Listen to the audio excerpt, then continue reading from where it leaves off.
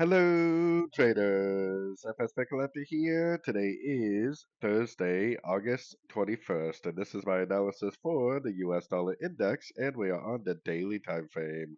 So on the dollar index, we did have a turn to the upside, and it did not break that structure, which proves to me that this right here was not the end of a correction, but instead, I think this was actually like a running ABC for the wave B. So you have impulsive up A, running ABC up B. More than likely, we are now in an uptrend for a wave C. If we're in an uptrend for a wave C that will likely go up and take out these highs, then you would have to apply that information to the US dollar pairs themselves and trade accordingly. So going down to the 4 hour time frame, this is probably about as low as I really need to go on this pair. It looks to me like a wave one, it looks like a wave two, and it looks like we're in a series of high, low, high, low, high, low.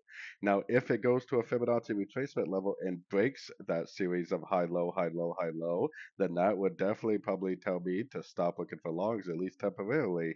But as long as it continues to, just make high, low, high, low, high, low, then we would definitely be bullish the dollar and we would be trading the dollar to the long side via the dollar pairs themselves. So anyways, don't forget to check out my website linked over here in the corner. And as always, thank you for watching and happy trading.